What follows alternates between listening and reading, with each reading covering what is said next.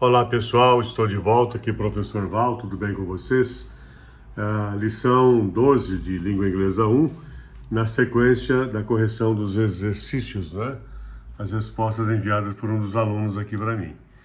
Vamos à correção então.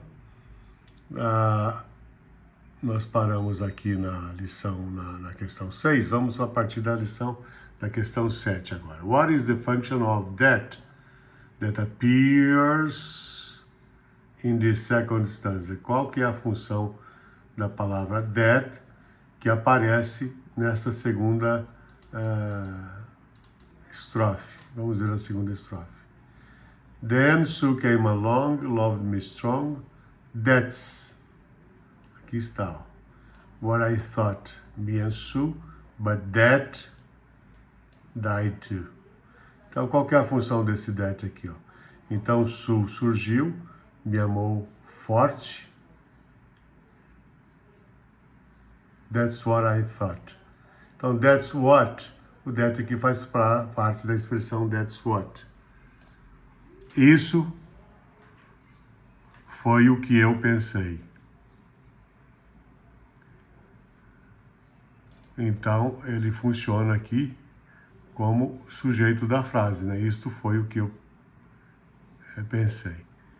Eu e Sue, but that, mas aquilo morreu também. E já nesse segundo caso, that é um pronome demonstrativo. Mas aquilo, né? Ou isso, morreu também. Ok? Está respondida aí a pergunta número 7. Então, what is the function of that appears in the second... Faltou um S aqui no verbo, tá? Appears in the second stanza. Então, qual que é a resposta? Demonstrative pronoun.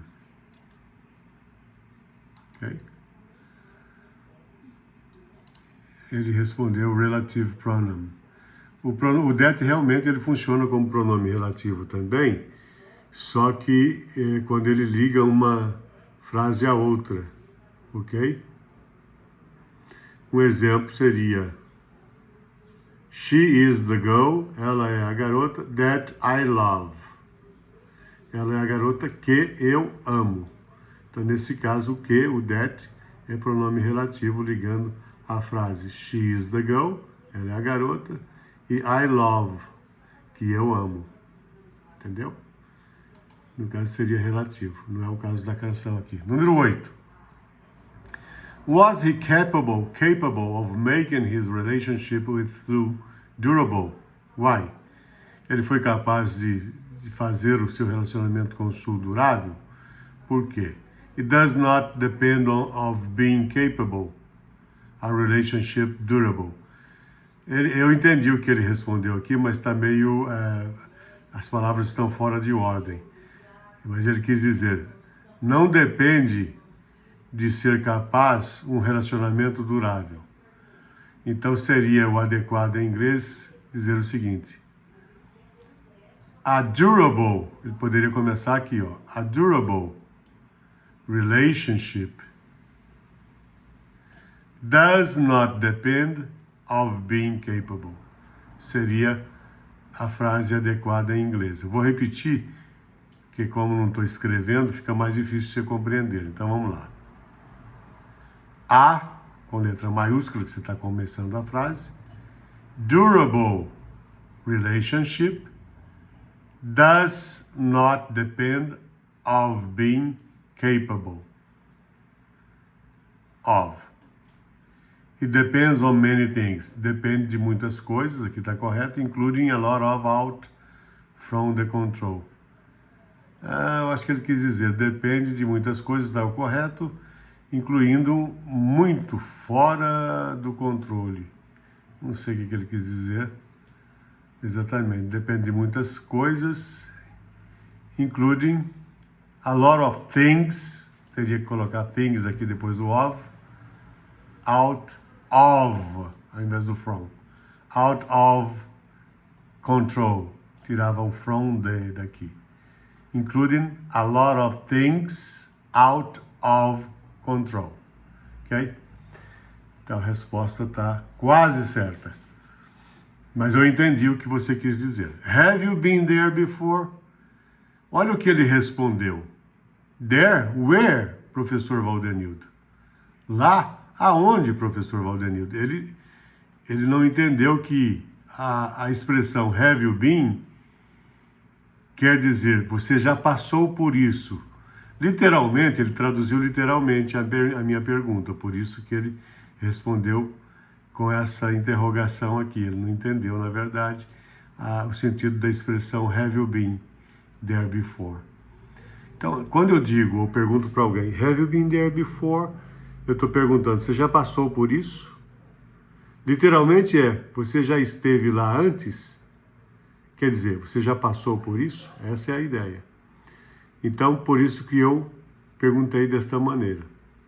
Na sequência de raciocínio, have you been there before? Quer dizer, você já passou por essa situação que o narrador está passando nessa canção? Aí ele respondeu, there? Where, professor Valdenildo? Ele então traduziu ao pé da letra, não entendeu a expressão. Também não era obrigado a saber que have you been there quer dizer você já passou por isso, né?